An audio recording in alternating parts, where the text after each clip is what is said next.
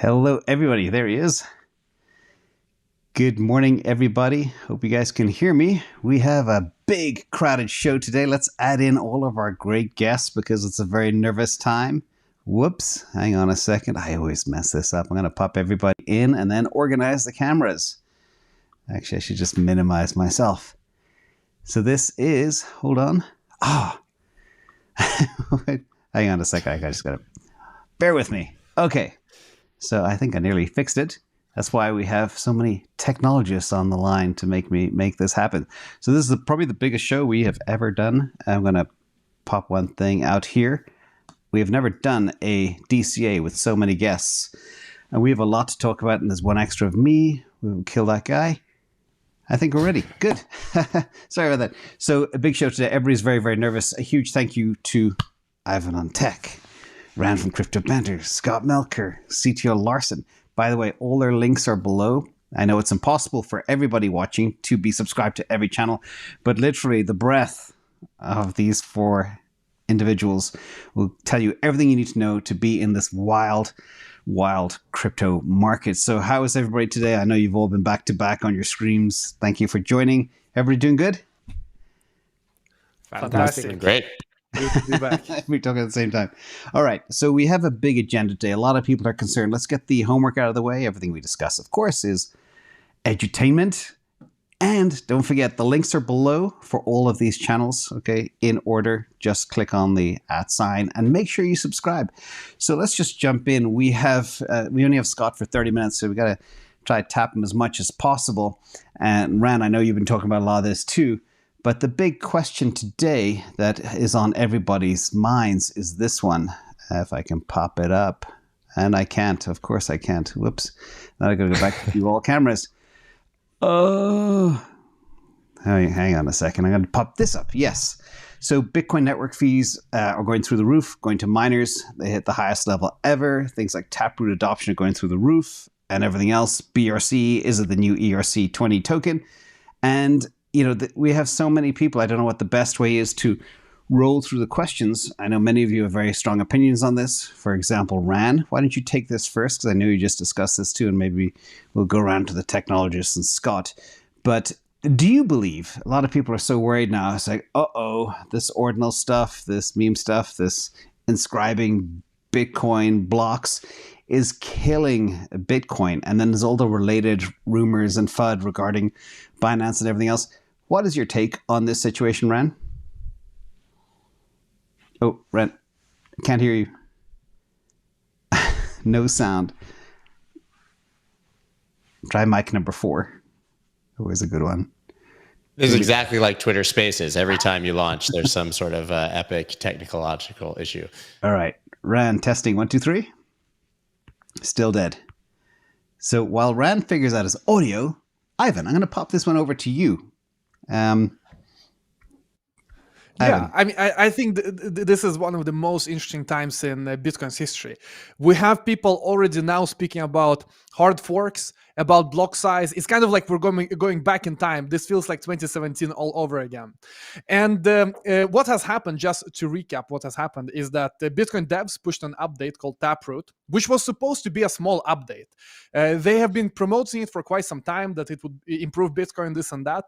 But they did one thing which created this avenue for all the NFTs and tokens on top of Bitcoin, which is that you can put arbitrary data, more arbitrary data than before is now possible to insert into a Bitcoin transaction, which means that now you can basically put arbitrary data and build an indexer, a special software that can interpret this arbitrary data as, for example, token ownership or as NFTs.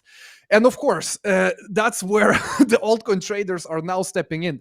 And it's so funny. I find this so hilarious because Bitcoin devs, they didn't upgrade. They allowed it themselves. They normally don't like anything on Bitcoin except for Bitcoin trading and Bitcoin transactions. But now we have a whole new ecosystem of altcoins brewing. And the reason why the fees are very high right now and why they were more manageable before is because there is a crypto called Zen that is also contributing to the fees on ETH to a big extent. Zen is a protocol basically where you need to do main transactions to mint the coin. So each and every day there is a certain amount of coins that can be minted, and people need to just call the smart contract in order to mint, and people are spamming it like never before. There's a lot of interest for this coin Zen. But what's interesting is that now they also launched on Bitcoin. So Zen right now, you can say, is congesting both Bitcoin and ETH. And this whole debate is so hilarious to see how it will play out. I think that this is the push we needed for Lightning. Binance shut down withdrawals for a few times yesterday, and they're right now moving to Lightning. So there is infinite demand for Bitcoin block space, especially now that it's actually programmable. And the solution is Lightning. I love it. I think that we're going to figure it out with layer 2s on Bitcoin. Okay, Ran just came back. Ran, can we hear you? Can you hear me? Yes, we can. And somehow you're... Oh, amazing. Amazing. So I got to figure out how to... So I think that the CEO of Bitcoin needs to take a stand here. He needs to eliminate all ordinals off the network immediately. There needs to be an executive decision taken.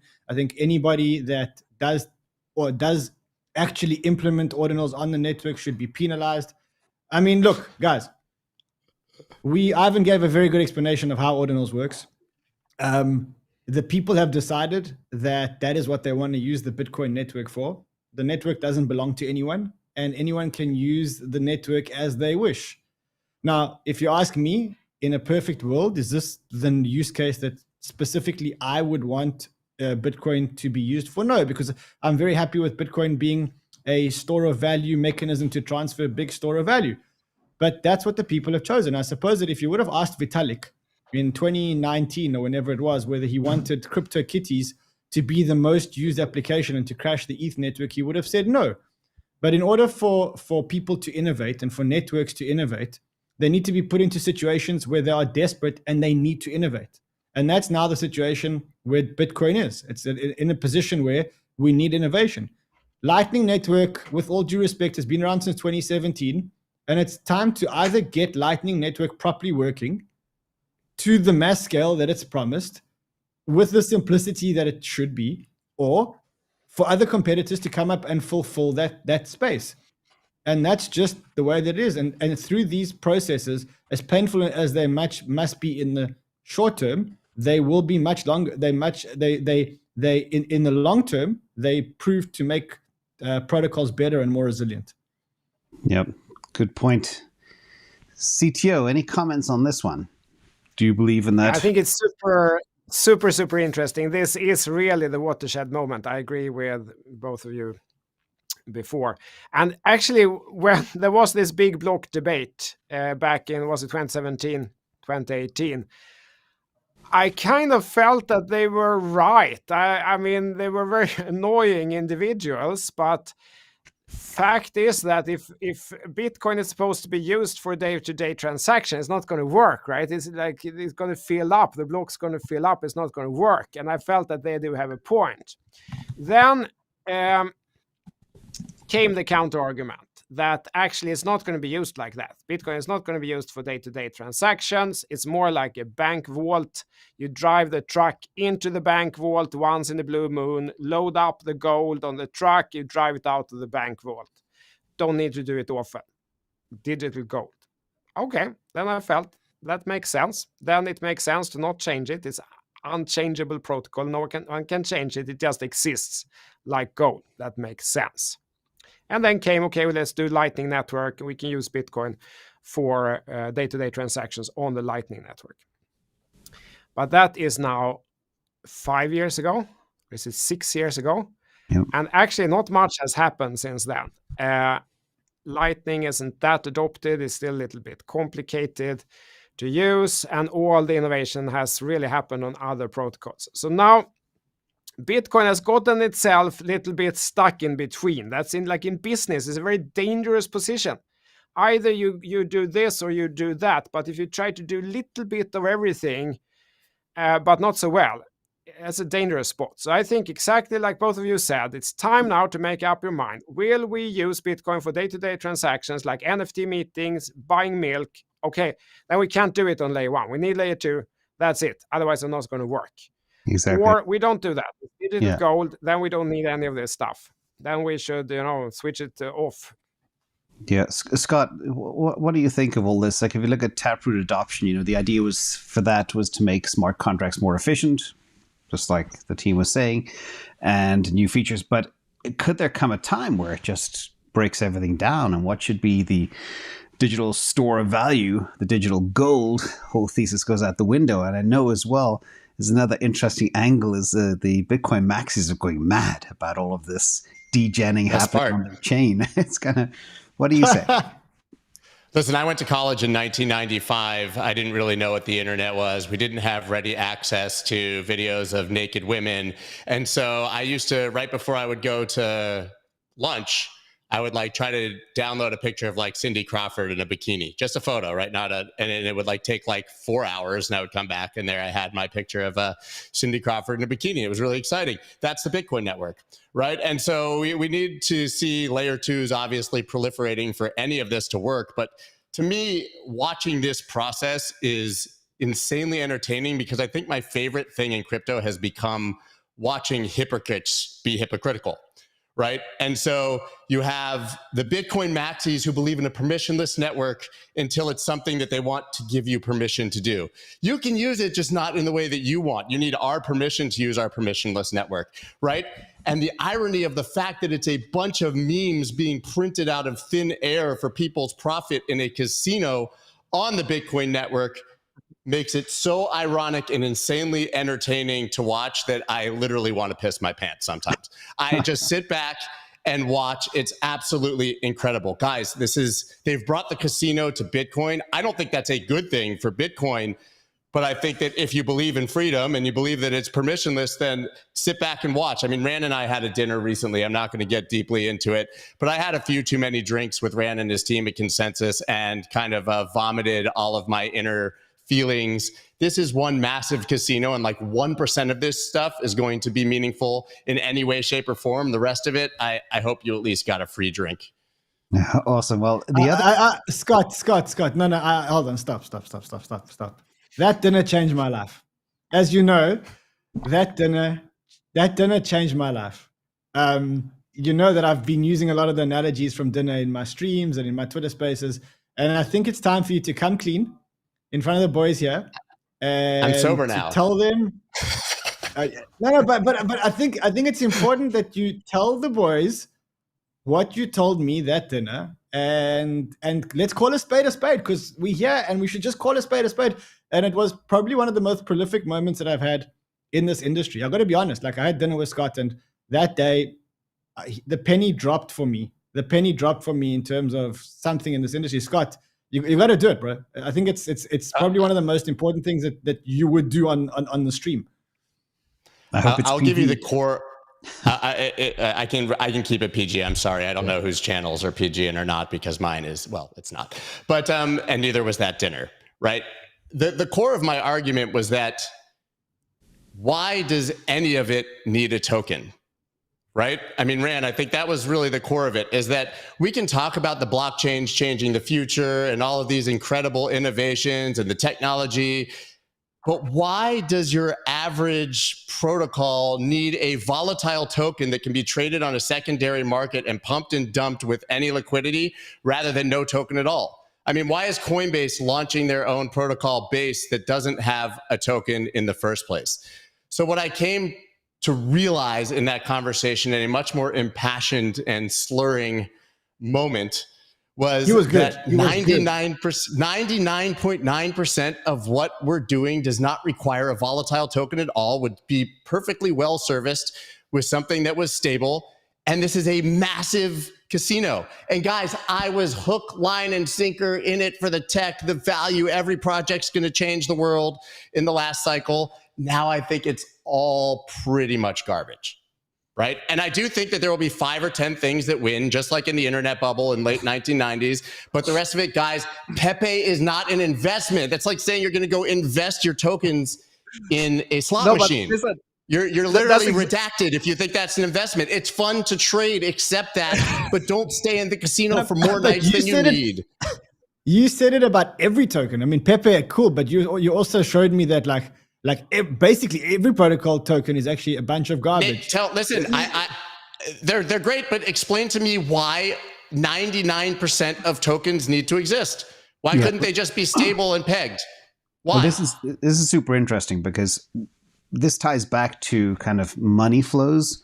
And let me try and reel this back in. So I do agree. I started out 2 years ago saying 95% is going to zero. Now it's 98 to 99%. So we're on the same page. And just like other industries, everything gets absorbed into big black holes, whatever they may be. But regarding things like Binance outflow, data confirmed they had the largest withdrawal in history. I think 160,000 plus Bitcoin, over $5 billion worth. But the chart here that I'm showing, let me pop it up because this is kind of key to what you're talking about, why maybe we do need multiple tokens. This is kind of what people need to get their heads around. This chart shows a comparison of different value transfer systems based on the number of transactions and the size of each transaction. Payment networks, for example, lots of little Starbucks transactions, $1, $5, whatever. And payment networks typically have tons and tons of small transactions. And then you have the other side of the coin as well. But the area under each point on this represents the total value flowing through the system per unit of time. When you aggregate the data from a variety of networks, you find they tend to cluster at one end or the other. This is the problem. In other words, payment networks, lots of small transactions, settlement networks, lots of large transactions.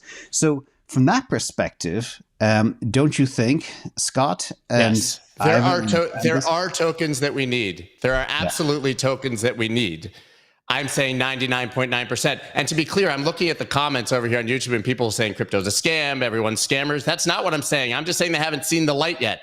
I think that people are generally well-intentioned. I think that they believe that they need it to operate. But guys, your investments should not be traded on a secondary market outside of their intended use. Like, you can make arguments about stocks all day, but Tesla stock doesn't run the car, right? And Amazon stock doesn't deliver your package. It's an investment in the company. That's why it's volatile, because it's based on what the company does. So I don't believe that people are bad intentioned. I just believe that we're about to go through a wave where people realize that they didn't need tokens for most of this, and it's probably going to largely go to zero, and the winners will come out and they will be massive, but it'll be like 10, Scott, maybe 20. Scott, how do you feel dedicating your whole life to this? I mean, all of us dedicated our whole lives to this industry, but I mean, specifically you, because you got really strong views. How do you feel how do you feel dedicating your whole life to this industry on the background of knowing that 99.9% of these things are going to fail? I think that we need to find the ones that won't. Yeah. And I do believe that the technology underlying, whether the tokens exist or succeed or not, will change the world, right? Like, we didn't need voice over IP to have 20,000 versions to be the underlying technology in our phones, right? And it's the same with the internet. And like I said, it's fine. I'm still 100% committed to it. I just feel like I've seen the light. I mean, Consensus, seeing it last year when 90% of the booths at Consensus last year were NFT projects that literally don't exist now, right? And they were advertising for $100,000 on the casino floor, I guess we'll call it. Well, this year it was primarily infrastructure and a lot less people talking about tokens, right, Rand? Except for, of course, Hope Token, sure, which is Luna 2.0, and literally made me want to puke in my shoes while walking past their booth, which said stablecoin backed by Bitcoin and Ethereum. I mean, I couldn't believe I was seeing that on the floor of Consensus still. Yeah. Well, this is interesting because we've come to this part. I want to ask CTO and Ivan if you have any thoughts on this as well. Where do you see 99.9% going to zero? Yeah, I printed socks for all the members, and I ordered $100,000 worth of socks, which said "HODL sucks," and it's specific. It's not for Bitcoin, but hodling altcoins in general is probably not a good idea, because mathematically speaking, so big percentage of them won't survive. They won't exist. So hodling them all the way up and then all the way down, 100x up and 99% down, is probably not a good idea. It's you need to be more active than that if looking at this from a money perspective. I agree 100%. But that's not specific for crypto. Most tech companies, most tech startups also fail. Most company startups fail in all sectors.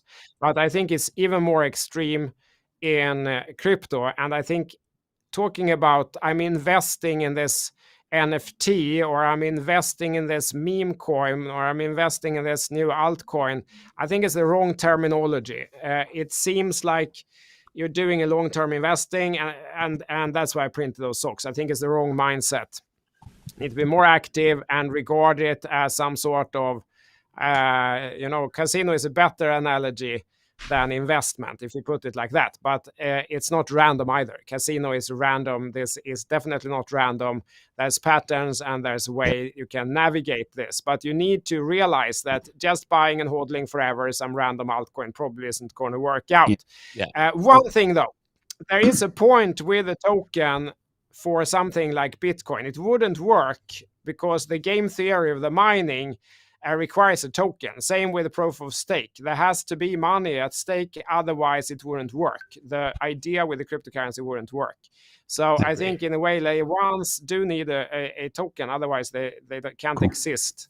I know we have Scott for about 2 more minutes if we even have that. Scott, don't you have to bounce? Yeah. I do in about 2 minutes. I just wanted to make one final point. Yeah. I probably have dust of about 150 pretty much dead, we'll call them call options, but altcoins from the last 2 cycles. So by no means am I criticizing anyone's decisions or saying that it was wrong. I learned the hard way, like most people, exactly what CTO just said, right? And so I think you just have to view these as in and out until proven otherwise, because they just generally don't need tokens. I'm sorry. I've just come to the realization that this is a massive casino. But it's really fun, guys. Really fun. So I hope you all enjoy it. And ironically, now I'm literally going to interview like one of the Dalai Lama's second in command llamas, and going to put on my serious and eminent face for that conversation. Talk about 180 degrees. Well, thank you for joining us, Scott. We'll catch up soon. Enjoy the next interview. Okay. Yeah, I apologize for pulling the grenade and throwing it and then walking out of the room. But sorry, guys. That's fine. Bye. All right. Thank you, sir. So the next quick topic will be, is BRC20 the new ERC20? Do you think that's even possible? Or can the fundamental Bitcoin technology even handle that? I want to hear smart contracts. I want to hear Ivan's view here, because Ivan's more of a technologist than I am, certainly. And I think he understands the tech better than I do. I'd love to hear Ivan's view about the way that the tech is actually structured. Because to me, from an NFT point of view, it does feel like a more sound NFT than a smart contract type NFT. But you tell me, how do you see the tech? Yeah, listen, guys, just one thing about the previous topic. And that's, I think Pepe shows what we just discussed. This community doesn't want fundamentals. We just want to skip that. We don't even want the roadmap. We don't want that. Pepe has no roadmap. It has no ownership in the contract. The supply is already set in stone. Nothing will change. Pepe is Pepe. And I think it really shows that we just want to trade. We want to have fun. Basically what Scott says, I agree.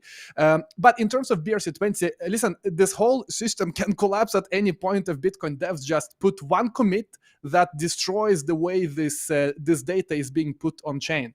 And basically the way that all of these coins are right now printed in the Bitcoin network, with one single commit, it can all be destroyed. So it's a very risky, it's a very, very risky bet to buy and hodl. So that's definitely a casino. In terms of if it's the same as ERC20, it's going to be very difficult to achieve ERC20 parity, because ERC20 is made to be a token. BRC20 is kind of shoehorned in a very massive way. Although I'm impressed how much they can get done. They have now liquidity pools. They're really building it as much as they can. But it is a very shoehorned solution. And if you want to learn more, by the way, we're gonna record the full video later today all about BRC20, how to mint, how to trade, how to do everything. So that's coming. But the biggest danger, guys, is that one single commit from a Bitcoin dev can ruin everything. That's the big problem, I think, with BRC20.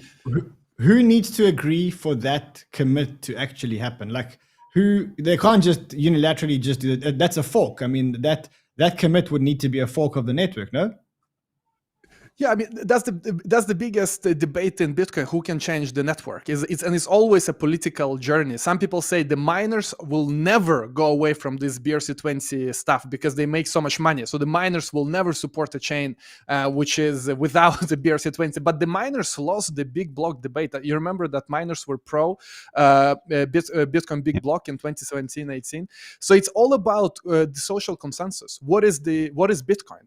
And that's the never-ending question. I think that if it is the case that Bitcoin devs remove this Taproot with BRC20, but the community says, listen, this is not Bitcoin anymore. We think that Bitcoin is with the BRC20s.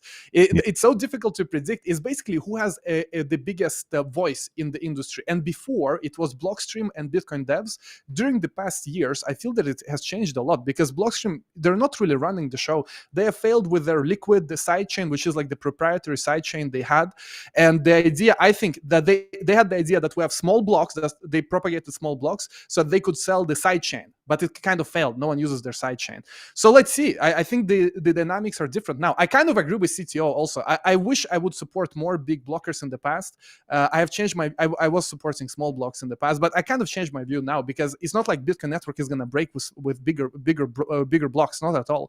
So I'm a bit more towards the big block. Well, that's the big fear, Ivan, that people have, especially like institutions, big money players, is like, what happens if 100 million monkey JPEGs take down the whole chain? What happens to their store of value? Can you give the audience confidence that there is no risk to that?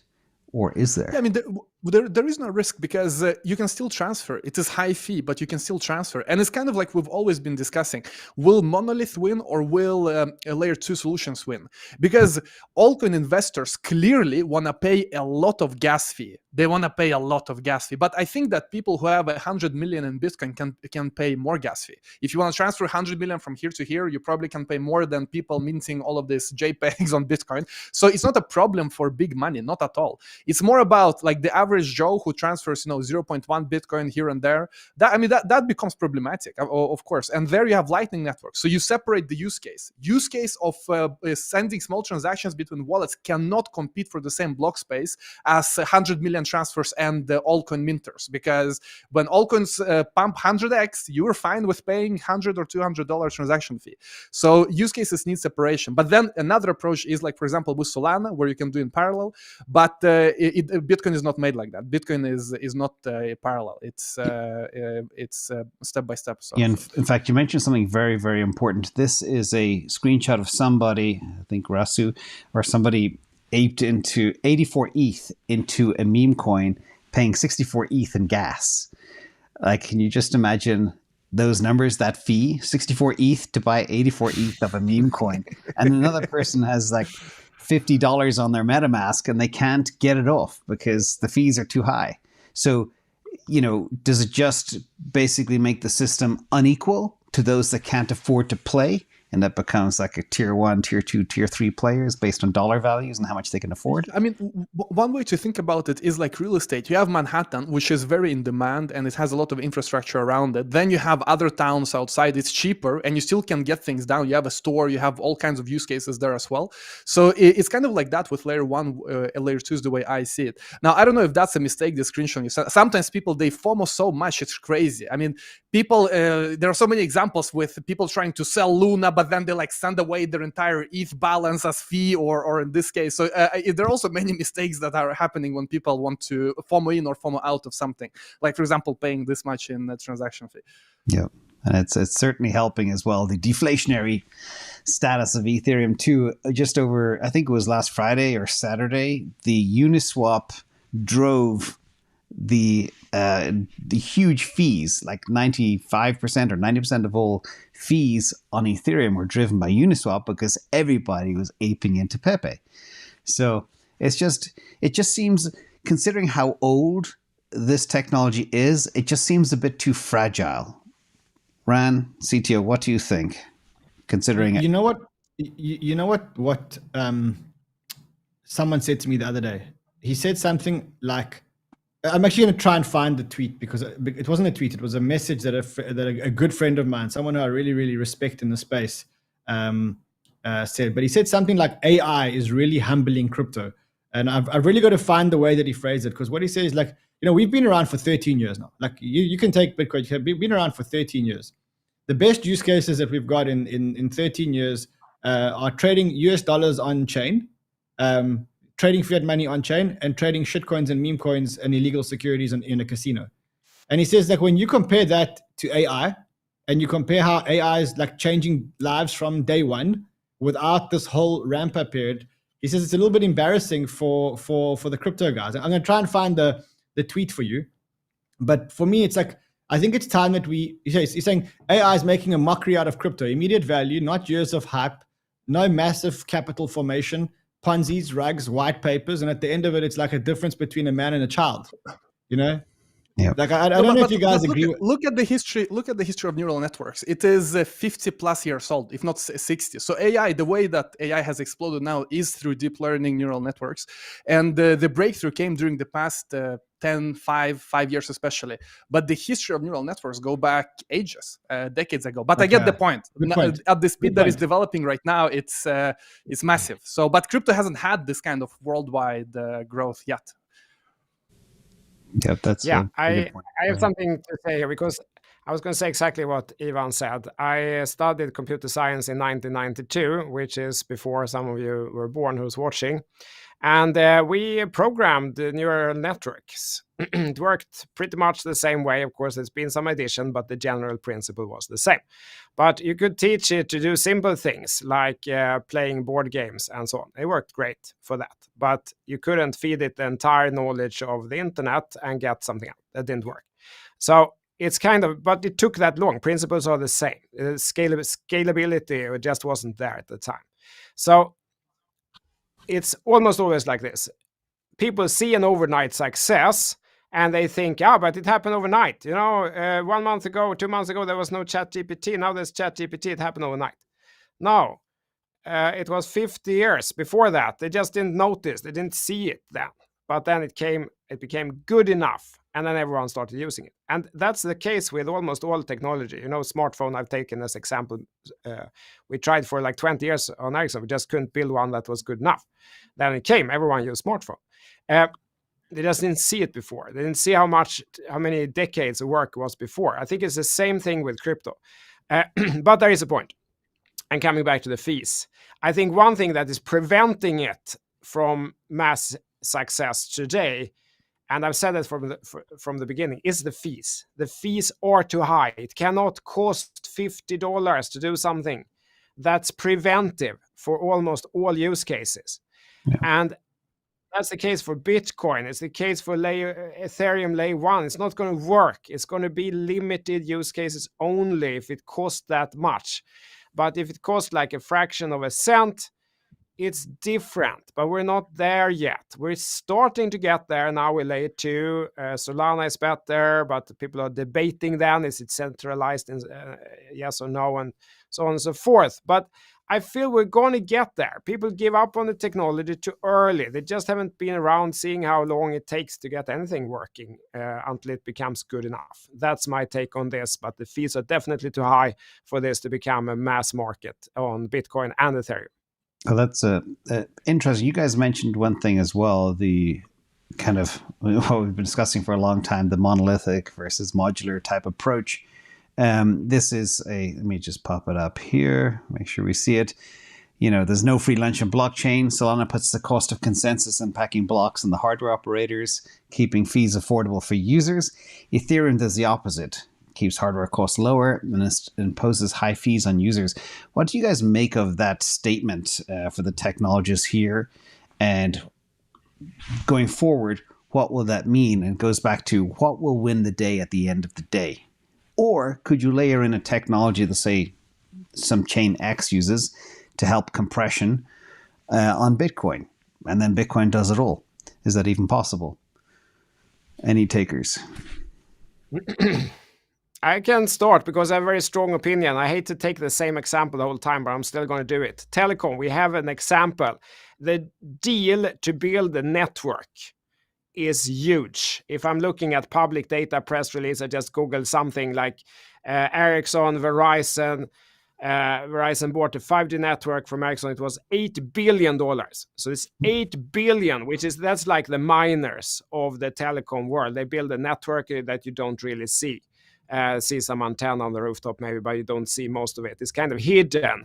And then there's one biggest decision. The miners of that world take all the cost, and then you don't see much of it as a user of the network. That has proven very successful, rather than trying to distribute the cost out to the users, because they don't want to use it. It never take off. You don't get the scalability that you would need to have lower cost per transaction in the end. So I'm in the camp that it's fine to put a lot of costs on the miners.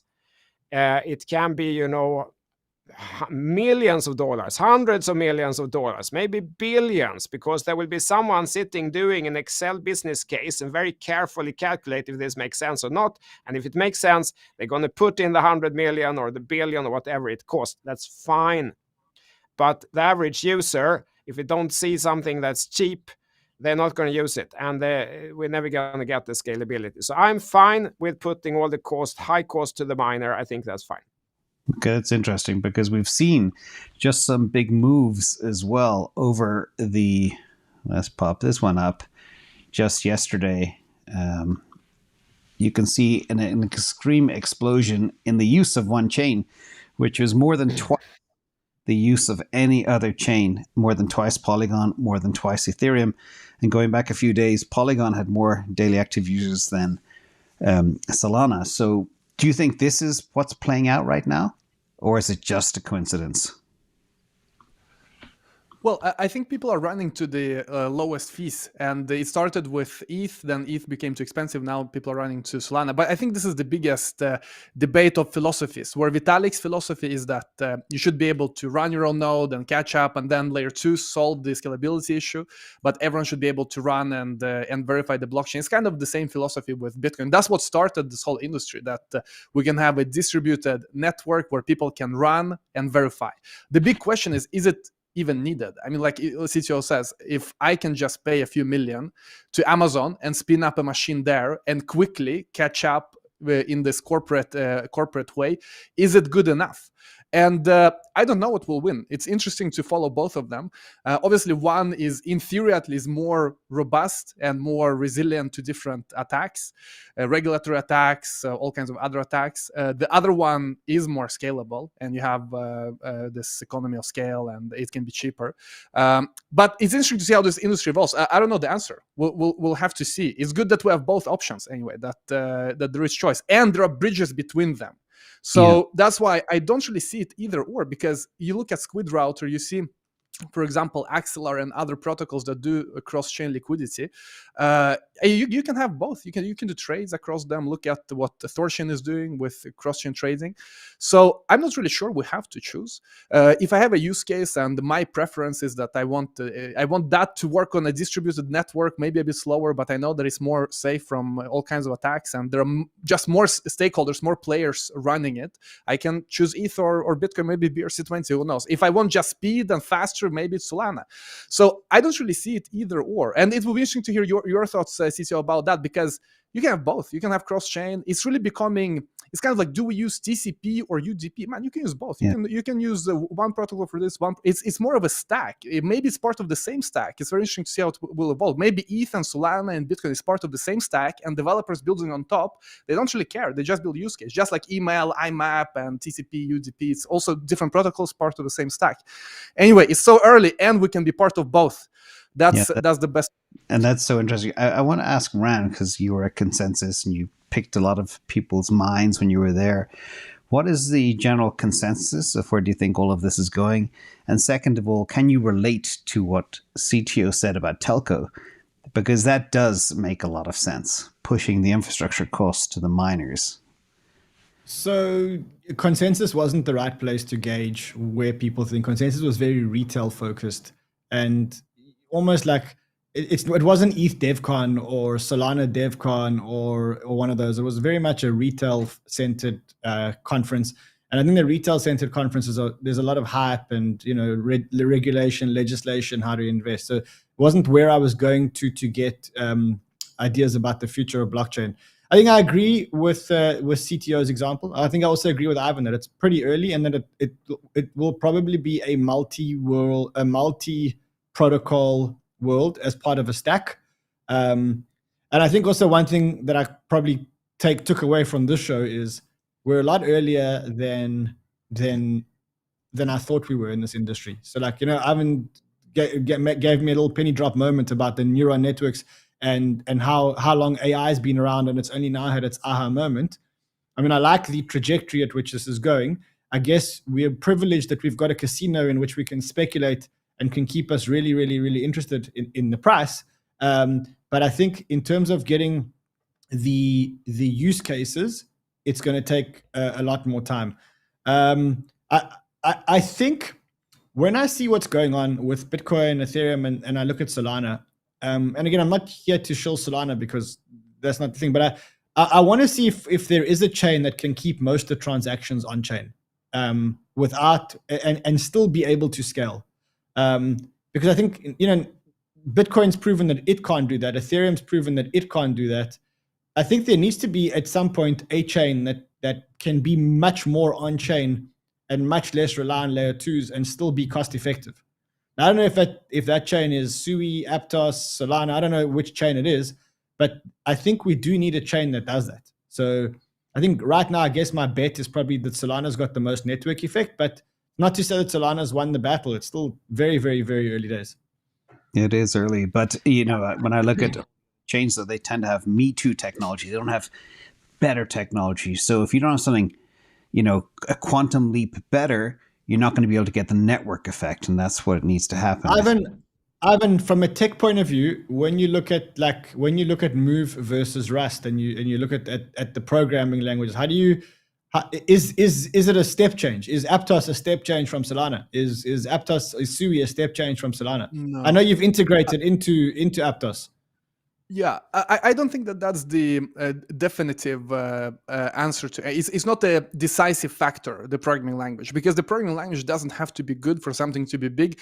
I like the example of the internet where you have all kinds of messy stuff working together. You have HTML for the website structure. Then, what the hell, CSS, totally different language to show how the website will look like, which color. Then, what the hell, you need JavaScript to make the same site interactive. So it's 3 languages mashed into one single website. Then you want some backend, PHP or .NET or Node.js, which is JavaScript. So I think internet is a good example where it started with one use case, which was only text. Then some people thought, wait, let's make it colorful. let's push this language to make it colorful and interactive. Then some other guys came, what the hell? I want to have some animations. Let's add JavaScript. So it's this mashed together. If we would design internet from scratch today, I'm sure we would be using totally different tech, which is way more thought through and integrated. So that's why I'm not looking at the programming language as anything decisive, although it is a very good moat. Like Solana, for example, they are building a moat with Rust, which is quite strong. It is way stronger than EVM chains. And that's why, personally, from a dev perspective, I also like how Radix is doing. They're saying we're not EVM. That's the problem Near has, for example, because Near, they're in no man's land. They're saying we are EVM, but also we're non-EVM. So devs don't know what to do. Should we build on Near natively or EVM? And it becomes kind of like CTO said, a bit of this, a bit of that, and it becomes nothing. Then no one builds anywhere.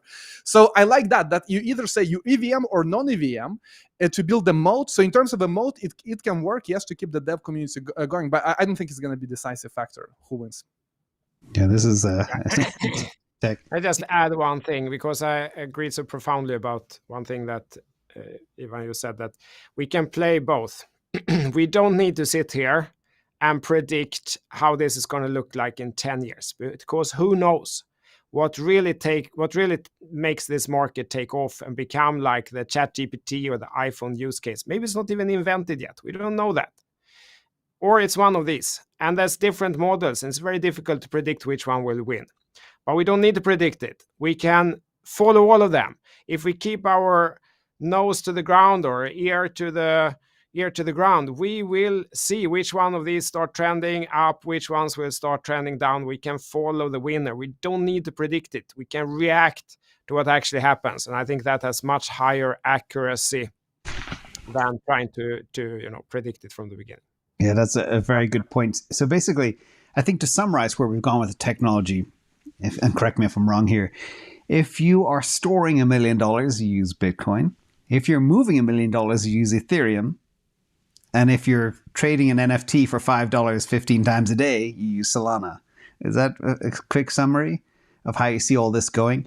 Different chains for different use cases and purposes. I don't know, if I want NFTs, I use ordinals.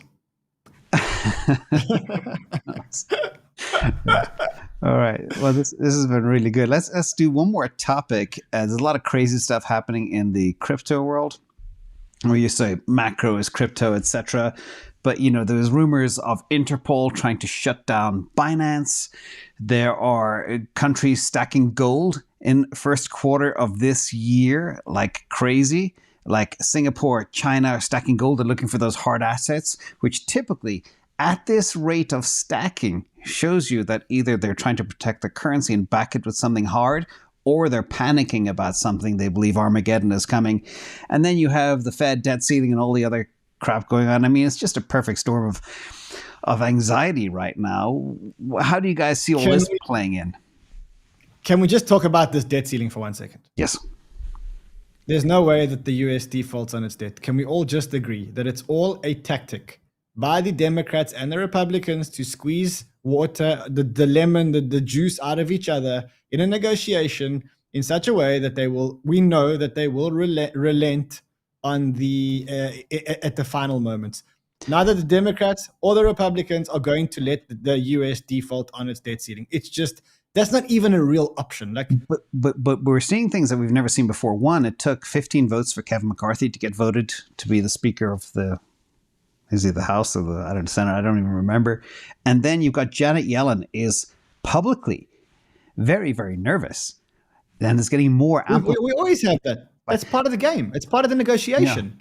Yeah. Because if you don't create the stress and the political pressure and the pressure from the voters, and you don't make hype about it, then you don't create the urgency around it. I remember the last time this happened, and I think it was resolved on the last day. I don't remember what it was, but the last day, and the Republicans got something, and the Democrats got something, and it was it's a game. Yeah. And once you've watched the game once, it's like wrestling. You think wrestling is so brutal until you realize that it's actually not real, and then the next time you watch it, you actually realize it's not actually real. You know what I mean? This is like wrestling. It's not real. It's like when they hit the guy with the chair, they're not really hitting him with a chair. They're stopping just before. You know what I mean? Yep. That's what it is. And in Europe, the debt ceiling stuff happens behind closed doors, so you don't even hear about it. The US is a little more open and public.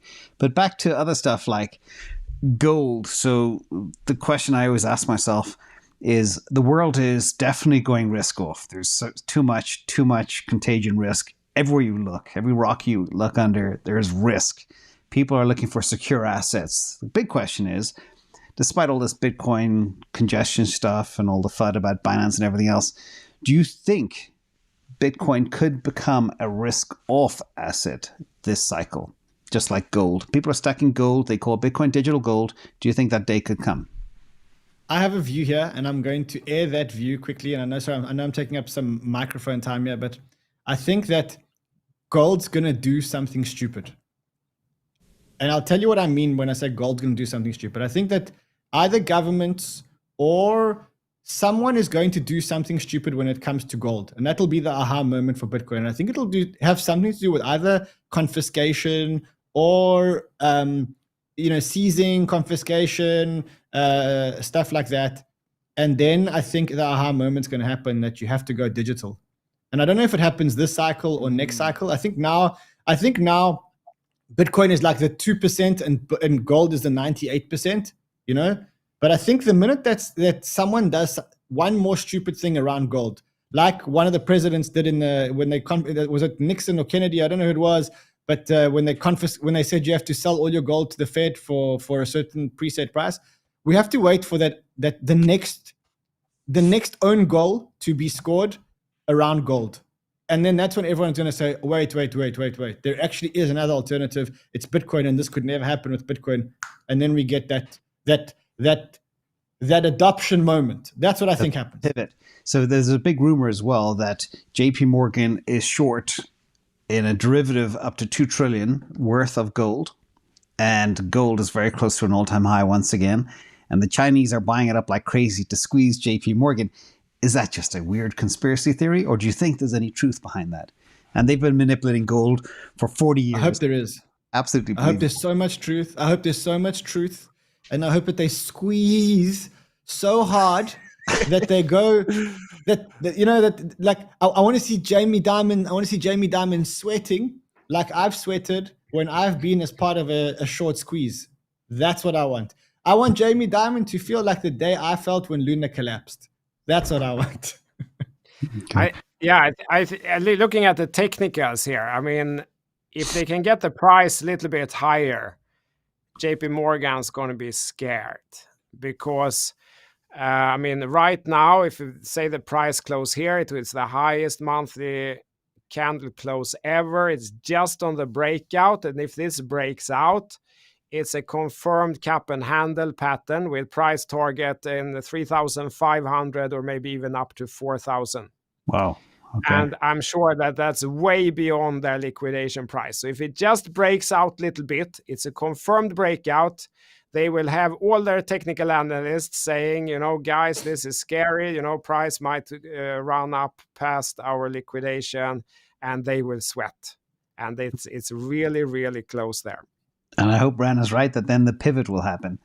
You know, gold spikes, then they discover, oh, it's not really gold, it's something else, or they find... We need a moment. We need a moment. Like, you know, like the Silicon Valley Bank collapsing moment was the moment we realized that decentralized stablecoins weren't a good answer. And a lot of people did what Ivan did and basically went all into crypto and said, you know what, that was the moment. It was like we need the moment. Now, I think the moment for gold would happen because, you know, when something has so many flaws, like gold has a lot of flaws. It's heavy. I don't know if it's all you guys, but you know, you can't store it, you can't transport it, you can't divide it. We need to just have like a big moment around storability or around, and then everything will be okay. That's what I think. Yeah, awesome. Ivan, any take on gold? I like that. I really agree with Ren. I haven't thought like that, but it's definitely true that they could really do something stupid with gold, like they did 100 years ago. So yeah, absolutely, it's possible. Regarding JP Morgan, someone should tell Wall Street Bets that they have a massive short. I hope Wall Street Bet guys are informed that it's time to squeeze. And yeah, the interesting thing is that they cannot really close the short because then they need to buy the gold, so they would be pushing the price. Yeah, very interesting. That could be the moment. You see, Ivan, that could be the moment. The moment could be that when people realize that there's actually not as much gold as people say there is, or that countries don't have, because there's no on-chain with gold. So exactly. The aha moment, the moment can be when the tide goes down and everybody has to see who's wearing pants and who's not wearing pants. And that could be the moment where people go, hold on, this gold thing is bullshit. No one knows how much is stored. Countries are telling us they've got X, but they've actually got Y. They're taking loans against X without taking Y. We actually prefer on-chain. If that happened, that would be the moment. So look, as I say, the fact that the technology is flawed in gold, we know that. We just need an event that exposes the shortfalls. That's it. And it will happen. It'll happen in times of high stress, high demand, either way, either to the long or to the short side. Right now, we're getting very close to very high demand on the long side, which means that Luna had its moment. It was exposed when we've had very, very, very, very, very high demand to the upside. And then it got attacked. And, things get attacked at the top or at the bottom. Gold is now climbing to the top. Rest assured, in either the next cycle or the cycle afterwards, or maybe even this cycle, gold has that moment where the weaknesses get really badly exposed and people realize they need a new technology. And up until now, there hasn't been a real technology. Like there hasn't been a technology that effectively replaces gold as well as Bitcoin. You could argue, okay, platinum, palladium, but that's not.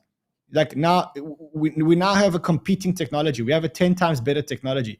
And now all we need is the adoption moment. And to be honest, the adoption moment could not have come earlier because the infrastructure around Bitcoin wasn't ready. We didn't have enough exchanges, we didn't have enough wallets. The software, you could argue, wasn't really ready before all these upgrades, if you want to argue that. But now I think we're ready. We're ready for mass adoption for the first time, I think, ever. I mean, as long as people stop minting ordinals in the blocks and PRC20s in the blocks, then I think we're ready. So it's just a case of just waiting for gold to be caught with its pants down. So great stuff. This has been a great conversation. We're going to try to keep it short as we can. I've got some cool, interesting questions for you all from the audience. So this will be a quick fire round. We'll try to get through 5 or 6 questions real fast. One is from, first of all, from MT. MT says, simply love this crew. So lots of love coming your way from the audience here. James Brook says, the real use of crypto is the democratization of global voting power. Do you believe in that statement? Like the decentralized. I've heard that statement recently. I heard that statement recently. I think it was tweeted by one of the big accounts. It's a very interesting way of looking at it. I think to an extent it is right, because you could argue that, like the kind of money you vote for with whether you migrate or not, everything being on chain, so etc. So I think I think it's a very philosophical and deep way of looking at it. I think the real use case of crypto is actually a casino. But I mean, if you want to get more philosophical, you can say it's a vote. I think the way it makes sense is that actually crypto blockchain is practically our only technology that we can use to verify past information, and we can verify that it hasn't been changed. Yeah. So that would be ideal for something like voting. I'm not from the US, but I followed the enormous debate that was after the previous election. Imagine if that had been digital in a database where basically anyone could change the result anytime. Imagine the chaos it would have been. But so if it should be a digital technology, it needs to be almost blockchain based or crypto based, because that's the only technology we have that can't be manipulated. Yeah. But I don't think we're there yet. I think it's like kind of too far ahead. And sorry, Evan. I was sorry, but it's definitely empowering, because I don't know any other way to bet against the Fed. I mean, to really play with the Fed on a level playing field, it's only crypto, it's only Bitcoin. It's like Balaji said that before you had the New York Times and all these newspapers preaching to the world all the news. Now they're just another Twitter account, which, by the way, is not always that retweeted in comparison to citizen journalists. And Fed is now just another altcoin team and another altcoin publisher among many other publishers. So in that sense, it's endlessly empowering. This casino is empowering because it kind of explains to people, listen, this thing you see on DEX tools, this coin with this kind of minting rules, the Fed, actually, it's worse. It's worse. It has a blacklist. It has a honeypot. Like, it has all kinds of stuff. And that's the best thing about altcoins, really informing the public that the difference is actually not that big. If you really look at it, it's not that big. Yeah, good point. So the next question, kind of related to that, is people are still worried about the government banning Bitcoin because of CBDCs, etc. Now, we've whipped this to death many times, but I always say whenever a government bans Bitcoin, it only makes it even more popular. For Daniel Simonis, should they have any concern of a government trying to ban Bitcoin so they can push their CBDCs on the people? Ivan. Could happen. Yeah, absolutely, it could happen. But the good thing is that we have a multipolar world where, let's say, this part of the world bans Bitcoin. Now there are many parts of the world that will not ban Bitcoin. Russia is using Bitcoin for foreign trade. There are all kinds of centers in the world. UAE is the Bitcoin hub. So I'm going to press you on that, because I know you're from Belarus, but are they actually using Bitcoin for trade now, or are they planning to? So the core thing to understand, by the way, with Russia and Belarus, citizens will not have freedom. It's mainly for the government to do their business and for people in power. And what they're doing is that they are developing mining industry to have leverage in world trade, to be able to do transactions, because that's the big problem. How do you transact on a global level if your network for payments is not global? And the Bitcoin is that solution, is the quick fix solution. Let's see what if they actually do use that, or if they set up some BRICS solution instead. But the big caveat there is that obviously it's not for the people. That's why if you are a person anywhere in the world, you better have Bitcoin, because it's your protection. The government will never give you that freedom. That's your best insurance policy, that you can move anywhere else. You can be master of your own destiny, only if you have crypto. Yeah. Okay. Another quick, very fast one. This is from Inso99. Sounds like a rapper. Who's a something 9 guy. Anyway, do you think GPU mining will ever come back? Obviously, they are a miner. Is POW dead, other than Bitcoin and a few other obscure tokens? Anybody? CTO, GPU mining, dead forever or will it come? I'm actually planning a big Bitcoin mining video, but GPU mining, I don't know. It's a too big question. I don't know is the short answer. But if you had to guess 50-50, you probably edge probably not, then probably. Correct? Yeah, probably not. Okay. Another one actually from the Sleep Machine. CTO, based on your argument based on fees, what's the argument against Nano, which is decentralized proof of work, around since 2015 and extremely cheap to send? So do people still use Nano? Yeah, I think that the one thing that, Ivan, you have talked about many times on this show, and that has really proven really accurate the past couple of weeks, especially with all the meme coins and so on, is that the big differentiator is really the community. And it's the network effect. It is how many people are using something. And that's what is the hardest to achieve, that costs the most money. It's not the technology, especially in crypto with an open source culture. You can go into Bitcoin, fork almost any project and make a similar project, but it's very difficult to build a community and get adoption. I don't know how much adoption Nano has, but I'd say that would be my question. Well, Nano is the nostalgia from 2017. It was called something else before. Maybe you guys remember. I remember they rebranded Rayblock. It was Rayblock. It was crazy games in 2017 with Nano.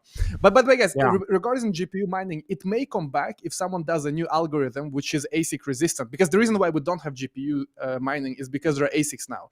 And so if you have a GPU, there's someone else that is way faster and more efficient with an ASIC. So someone may invent a new coin with a mining algorithm that is ASIC resistant, but it's just a question of time before a new ASIC is invented for that algorithm as well. So that's why long term, no, but short term it could happen. I don't see a lot of interest in proof of work community. I mean, there's not a lot of action, so I'm not sure if there is going to be something interesting. But ASIC is going to come anyhow if the coin gets any traction. Ivan, what do you think generally of proof of work? And I mean, I know with Ethereum, I'm not gonna say it failed, but I think that they decided to pivot away from proof of work into proof of stake. Bitcoin remains on proof of work. Do you think there's a gap for a smart contract proof of work blockchain? Do you think from a security point of view, from a slower, we know what the problems are of proof of work, slower, more expensive, maybe not environmentally friendly, blah, blah, blah, blah, blah. Do you think there's a space for a smart contract proof of work blockchain? I don't think there is a lot of space because there is a lot of misconception about proof of work. I see people saying, for example, that proof of stake is bad because rich get richer and so on. But proof of work has even a bigger problem with rich get richer, because in proof of work, you can have economy of scale. That in case I have 10 times more money than you, I may have maybe 20 times more voting power in the consensus, because my 10 times more money buys 20 times more equipment, and I can and I get economy of scale with my mining farm. So in that sense, rich become even richer in proof of work. And the problem also is that in case I cheat in proof of work, I don't lose my mining farm. But in proof of stake, if I cheat, I get heavily penalized. I lose my stake. So that's why a lot of the proof of work arguments don't really make sense that are against proof of stake. But the biggest argument is the regulatory one, where if Gary Gensler says that all proof of stake is a security, then it's good that we have proof of work. But proof of work has ESG. If they say that it's bad for environment, let's just ban the hell out of it, which EU kind of wants to do. That's the way they're going. It's good that we have proof of stake. So all in all, I don't think the difference is that big at the end of the day. It's all about how the regulatory environment will play out. But proof of stake chains are not hacked. Go hack Ethereum if someone thinks that it can be hacked. Proof of work chains can also not be hacked. There is enough value on each of them to show that it's secure enough. Otherwise, go take if you think someone thinks they can take it, go take the money. Is there? Break the algorithm. It's all about regulation. I think that's the biggest hedge. That's why I like that Bitcoin is proof of work, ETH is proof of stake. Something happens to ETH, we have BRC20s on Bitcoin. We can trade there instead, and this way we're hedged. I like that. Yeah, I like that actually. I always like to be hedged and protected and not have all the eggs in one basket. One very final question from Jack G. Is Bretton Woods system dead? Are its days numbered because of debt? And the answer is Bretton Woods actually died in 1971. Bretton Woods, I think, was formed in 1940, 44 or something like that. And when the dollar was backed by something hard called gold. And it died in 1971. But yeah, the whole debt spiral is definitely going to smash fiat. There's no getting back to where we came from. And may I remind everybody, please subscribe to these channels here on the right. Any final thoughts from you guys? We went over an hour. I know you've all had long days. Yeah.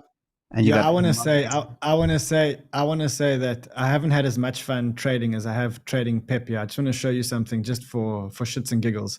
We have a Bybit trading competition going on now. We're giving away a Tesla. I'm not trying to show the competition. I just want to show you this. But I've literally just been sitting here trading just for like yesterday and today with a 90% return. I'm coming number 25 out of 2,000 people in the competition. I'm just saying. So for me, Pepe has been the most fun to trade. And I'll tell you why it's been the most fun to trade. Because I know I'm not trading against institutions, and I know I'm not trading against algos, and I know I'm not trading against quants. I'm trading against first-time traders that are guaranteed to FOMO in on the way up and FOMO out on the way down, because the institutions and the big funds are not touching these things. And so it dawned on me this weekend that it hasn't been so easy to trade for so long, because the counterparties are usually just masses of TikTokers, and they've never invested before. And unlike other, like when you trade Bitcoin, Ethereum, like you got to be in touch with the Korean market, you got to be in touch with the algos, you got to understand the psyche. Yeah, it's pretty simple. If there's a pump up, go short. If there's a pump down, go long. It happens every single time. I probably traded this thing 10 or 12 times this weekend. With 100, I had 100%. I've never had 100% success rate on trading. I've got 100% success rate on Pepe. It's the most fun you can have. Seriously, it's like the most fun you can have with your clothes on is just trade Pepe. Are you doing it leveraged or just straight spot? I'm doing 10x leverage on Bybit. It's part of the trading. I mean, I'm doing a 10x leverage for myself, but I'm doing a 10x leverage on Bybit. Yeah, I'll show you that screen. Oh, you show your screen. Your voice goes funny. But yeah, so 10x leverage for the trade. I'm doing it now trading. Yeah. Oh, now you're I'm back. doing a 10x. Yeah, but I'm doing a 10x leverage. The short side or the upside, or play both? Both. Wow. I've been up, down. As the price, as you get one green candle, you go short. As you get a red candle, you go long, because you're not trading against bots, you're not trading against institutions, you're not trading against sophisticated traders. You're trading against TikTokers, and it's like, so you know that they are where you were when you started trading. It's never been. It's as I say, I probably put in. First of all, I had the biggest trading weekend I've ever had in my life, even bigger than any other weekend, and I think I had 100% success rate on the trades. Like all my trades, my longs made money, my shorts made money. It's never happened to me before. And I've just realized that the reason why it's happening is because the other side of the trade is not the sophisticated trader. It's a bunch of TikTokers. And yeah, I feel really bad for the people in the US who can't trade on leverage exchanges, because, I mean, this is the most fun you can have with your clothes on. Yeah. I'm looking at the chart. Actually, it looks like it's coming off that. I don't even know how many zeros there, but the 2-1-2 level looks like a good. Yeah, 2-1. Yeah, 2-1. So yeah, I mean, it's looking good. It looks like I was short at 38, long at 30, back to 35, short at 35, short down to 25, long at 25 to 30, short from 30 all the way down to. Yeah, exactly. So easy. I know people, but be very careful out there. Just remember also the other balance. You know, be careful who you're trading against. Everything's a zero-sum game. This is a blood sport, and meme coins are meme coins, and Ran is very different to Scott. Isn't that fair to say? Yeah, look, I do also. I'm trying to remain much more on the short side than on the long side. My longs are very short in nature, time-wise, because fundamentally I think it's the trajectory is down. So I don't want to be caught on the wrong side of it. Beautiful. So with that, we're going to close on that degen play, which can be very risky. Everybody, any final thoughts, Ivan, CTO, and any plans for the week ahead? Guys. Each Monday is a blast. It's crazy. It's a bear market now, and so many things are happening. I bought a penguin also. If I'm to shill something, it is that I bought a penguin, a pudgy penguin. I let's see how it will play out. I'm getting into the community. Thanks, guys. Thank you so much, Ivan. All right, guys. Thank you. Do you have That's any great. plays for you? You expected $3,500 gold? That could be worth a nice trade. If perhaps? it breaks out, it hasn't broken out yet. We'll watch that If carefully. And that could be that pivot moment that Ran was talking about for Bitcoin too. So thank you, gentlemen. Thank you all for being here. Thank you, everybody in the audience. Appreciate you. And hit the likes. Make sure you subscribe to their channels. Let me pop that up again in case there they are, everybody.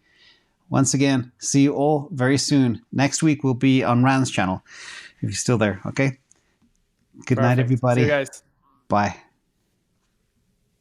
Thank you. Just